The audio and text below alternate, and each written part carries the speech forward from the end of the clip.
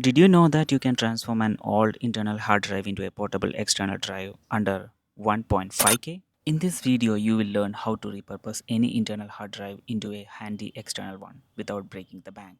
Many people have old internal hard drives lying around, or you can get a used one for just 1000 rupees. Once you have a hard disk, you can get a hard drive enclosure from Amazon for rupees 500. I will put the link below in the description.